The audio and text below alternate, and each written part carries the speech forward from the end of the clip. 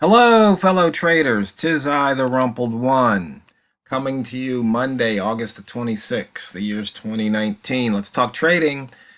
The Euro Aussie, day 16, reducing variables. If you remember from the very first video I did of the EUR AUD, this is a pair that I don't think I'd ever traded before. If I did, maybe it was once an anomaly. But if you remember my analysis, I reduced the number of variables. By only trading one pair, that reduces a variable. By only trading that pair in one direction, that reduces a variable. I only have to look to see when there's sell opportunities. My two options are sell and wait. Why did I do that? Well, because of the swap. In case I held this sucker overnight, I didn't want to pay swap. I wanted to receive it. So we've reduced first number of pairs to 1, number of trade directions to 1. And what methods? I was looking at just using horizontal lines.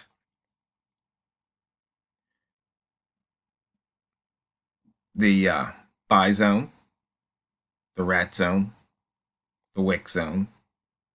Now, the rat zone and wick zone, sometimes they overlap.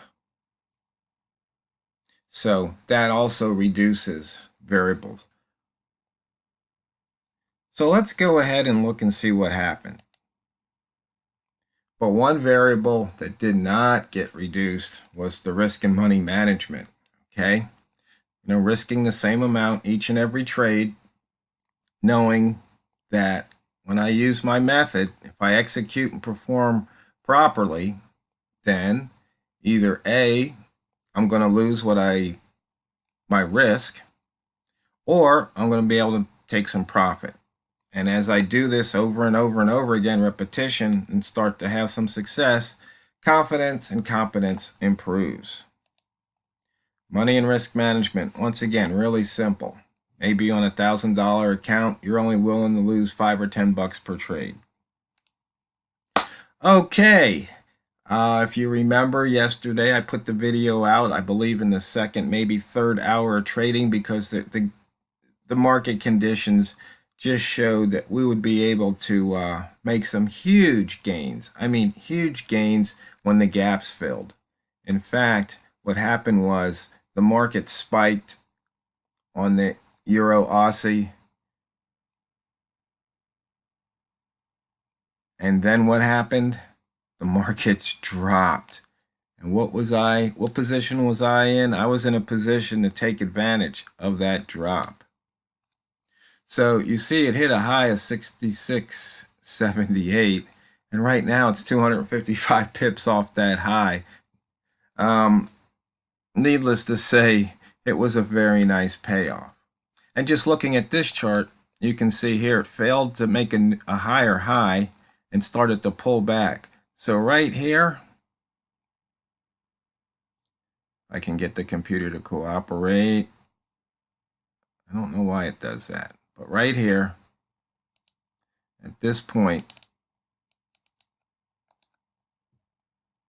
that would have been a nice place to short, right there. And that was at 66.26. Actually, that would have been outside of the rat zone. So if you weren't familiar with the rat zone, that's just analyzing the price. But somewhere up here, you reversed, it would have paid off. And especially if you rode that trade out looking for the previous week's midpoint, which it just barely passed it, that would have been a huge payday. Or just taking out the weekly pivot, which I mentioned yesterday. And we are up for the year, up for the month, but now we're down for the week and day. And since the day is not over, we're going to have a huge range for the opening range for the week here. And you can see we're approaching the high of the year and the high of the current month right here.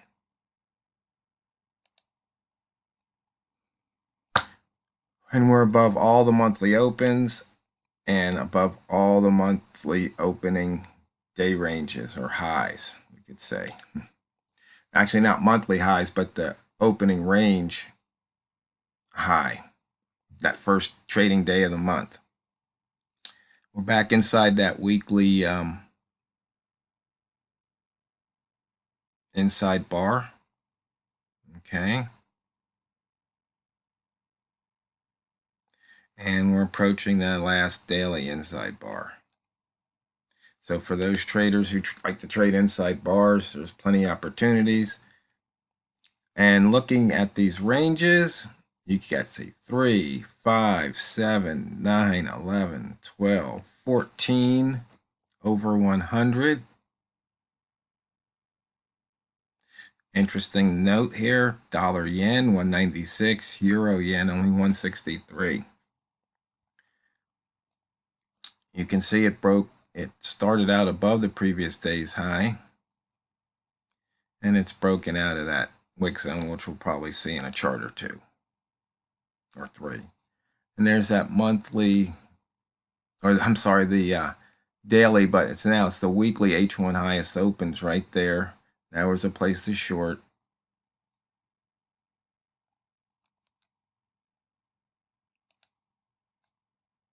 Pivot point was here. Okay, we had a short triggered here. And if you hit that trade, you would have been stopped out, got back in it, picked up that money and then some. Buy zone triggered long. You should have taken a tiny bit of profit. Short zone triggered, and it hit. Actually, you shouldn't have taken this trade if you're fading a pivot. With the pivot this far away from the open, and it wouldn't have been a good idea to take any of the long trades because that's not what that bias tells us. But if you don't use this bias, then you could have taken the long trades. But that short trade here paid off when it hit the pivot. And remember, traders, you don't have to put all your eggs in one basket, meaning, let's say you're going to trade 0.1 mini lot, $1 a pip. Well, depending on your instrument, but it's usually about $1 a pip.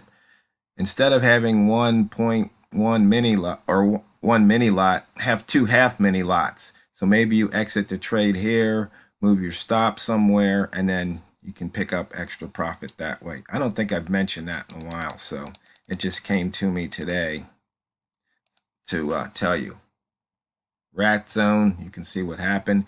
Green rats, there was some money there. And one of the things I was saying, for those of you struggling, just don't trade against the candle color on the H1 chart. So showing here, you would have only had this one entry, which would have proven to be profitable. Because there was somebody who was having trouble with the buy zone trade. Okay, you can see we took out that weekly pivot here. We took out the daily pivot. And I told you this yesterday, back when price was up here, to look for those pivots to possibly be taken out. I didn't think it'd be the same day, but that was, once again, the statistics are really hard to argue with. Here's that daily pivot taken out. We took out this pivot when price went above it there. So as you can see, there was only one pivot that was missed last year, but we've got a few pivots missed, and they're a long way from them. But anything can happen. This is trading, and we'll just have to wait and see. Now, and just in case you're wondering, on the weekly, no missed pivots last year and just 2 this year. So once again, we can wait and see. And might as well just scan one more. I think we did this earlier, but no harm in doing it again. You can see here monthly missed pivots, how infrequent they are. I mean, all the way back to 2009. None in 2018. And let's see, 14, 15, 16 didn't have one. It's funny. Look at the dates where we've got these missed pivots. Wonder why they keep missing the pivots in May. And that might be something to use if you trade this particular pair. Knowing that May pivots chance of being missed. Okay. Once again, price action. I've gone over this many times. So we'll skip past that one today, pick it up another day. Wick zones, in and out, right through it.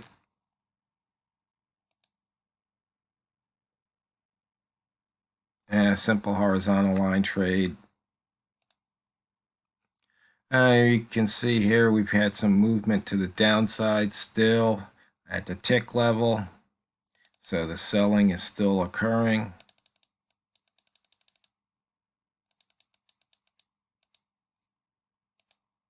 Einstein line, trigger long, trigger short, both profitable. Once again, this pair is usually 2.0 or higher on the spread.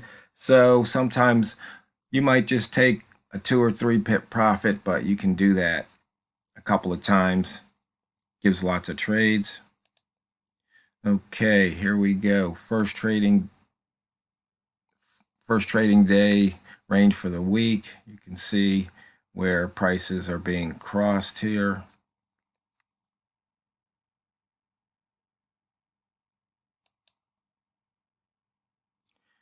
Price travel analyzer. No, I didn't want to look at that. Well, one thing you can note though is you see there was an inside bar here, so that got breached, and there was another one here and here, but we weren't near those levels. Okay, frequency distribution. Now this is what I wanted to look at. Somebody was asking about putting the range using the dashboard. So what I have to do, I know I've got one here somewhere. Oh, this is too funny. Okay, let me pause the video. Okay, back to you. Let's look at the indicator list. We're going to go to the dashboard. We're going to edit the dashboard. And they wanted to add ATR on their chart. They want to know how to do that. So what you do is you come down and you find a column that says none. Okay, here's one, the G. And let's see. Okay, column. Columns go from 1 all the way over to 19. And usually price is sitting at 19. But what we can do is we can put this at 19.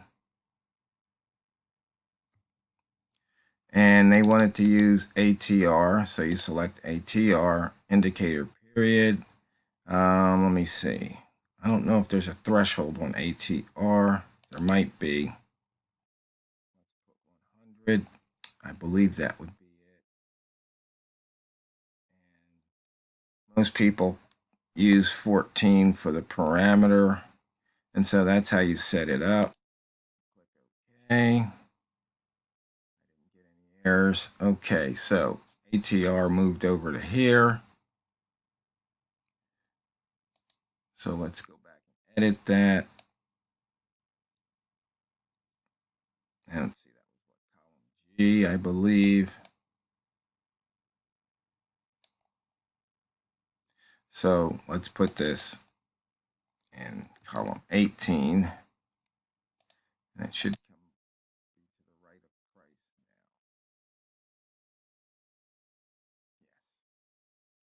Yes. So you can see here 150 pips on the ATR 14. So I hope that helps that one trader who wanted to learn how to add that column. So we can go back here and we can remove that, edit.